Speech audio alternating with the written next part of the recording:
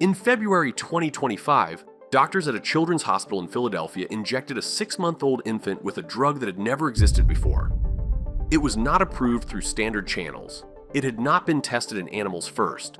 It was engineered in 209 days, specifically for this child's genome and for no one else on Earth. The lead scientist who designed it stated publicly after the results were peer-reviewed and published, "This is unambiguously not a cure." The headline said otherwise. The patient is KJ Muldoon, born in the summer of 2024 in the United States, appearing healthy at delivery. Within days, lethargy, feeding failure, temperature collapse. Blood work returned elevated ammonia levels that, in neonatal-onset cases, are fatal within 72 hours without intervention.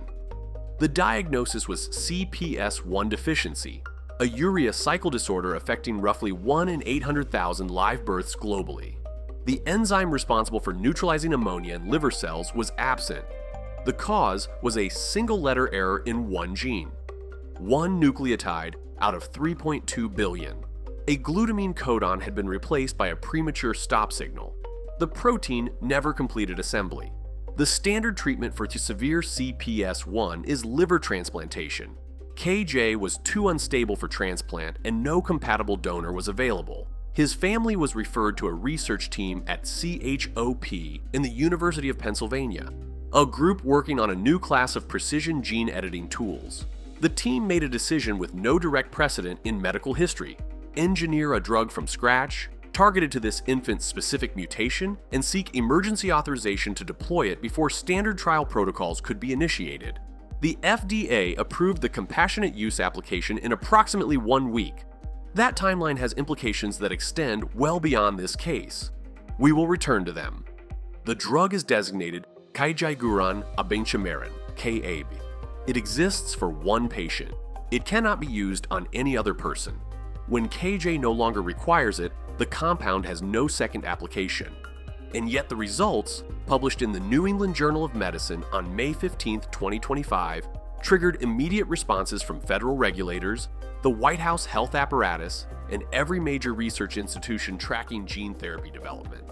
The paper's actual findings differ in important ways from how they were covered.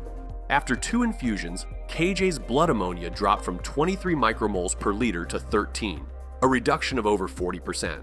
He gained weight. He tolerated dietary protein for the first time since birth. He required no hospitalization for hyperammonemic crises following treatment. He remains on a restricted diet. He continues to require medication. The ammonia levels dropped. They did not normalize. That distinction is not incidental to the science, it is the scientific question. And the FDA's regulatory response, which we will reach, was built on top of a dataset that currently ends there. To understand what was technically accomplished, it is necessary to understand why the dominant form of CRISPR would have been the wrong tool for this application.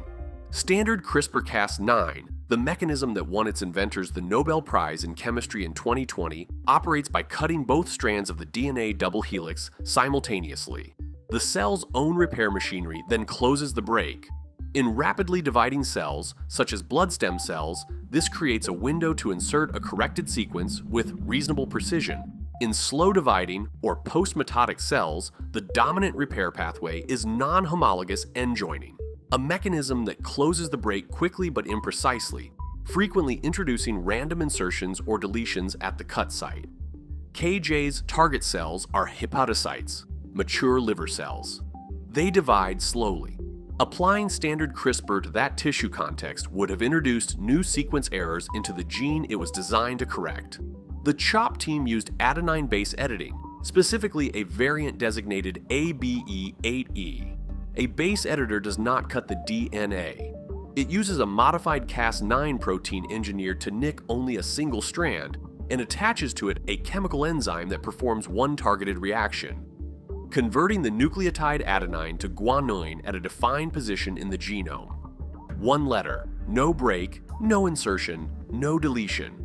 The correction is written directly into the sequence without disrupting the surrounding structure.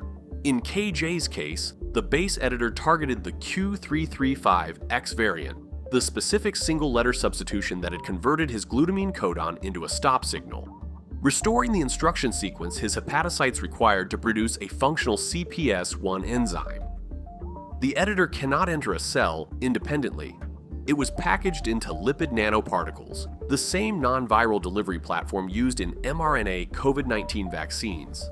These fatty spheres, administered intravenously, preferentially absorb into liver cells.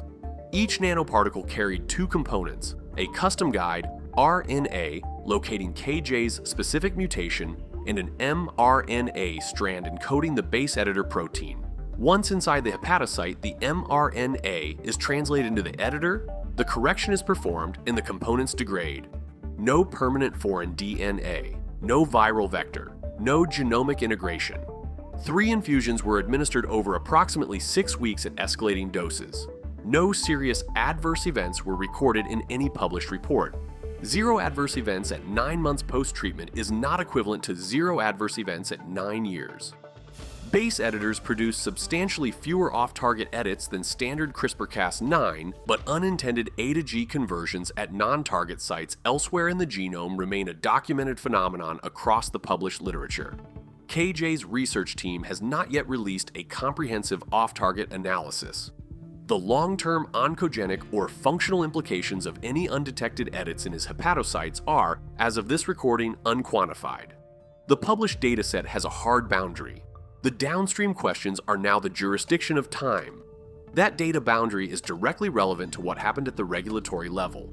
In February 2026, the FDA released draft guidance introducing a new regulatory category, designated the plausible mechanism pathway, designed to accelerate approval of bespoke therapies like KABE.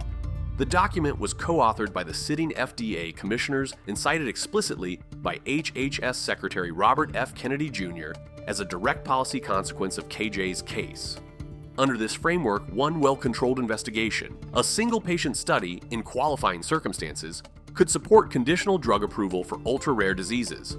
The application that preceded this framework was reviewed and authorized in approximately 1 week. The framework itself remains draft guidance, not enacted law, as of this recording.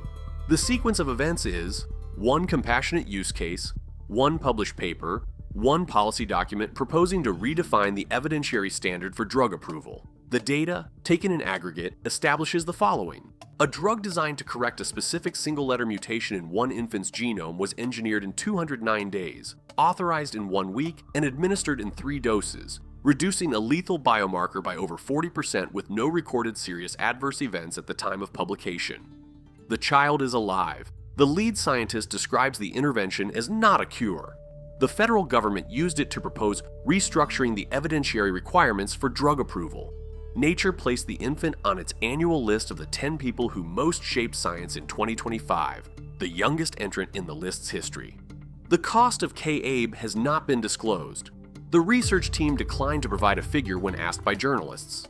The first FDA-approved CRISPR therapy, Casgevy for sickle cell disease, carried a list price of $2.2 million per patient at its 2023 launch. KJ's family had access to one of the most institutionally connected gene therapy research programs in the United States. The FDA's 7-day turnaround was not a product of a simplified application. It was a product of a team with the infrastructure to make a novel, complex submission legible to regulators in that time frame. The draft regulatory framework now being built around this case will, if enacted, determine whether the 7-day authorization was an anomaly or a model. There are children in community hospitals carrying the same mutation without a research team capable of building a bespoke editor in 209 days. The policy drafted in response to KJ's case uses his outcome as its proof of concept. The long-term safety data, the cost structure, and the access infrastructure that would be required to extend this model beyond elite academic medical centers, none of that has been resolved. The technology crossed a threshold on February 25, 2025. The policy, the economics, and the safety timeline have not. If you want to track the data medicine is still catching up to, subscribe to Cleanroom.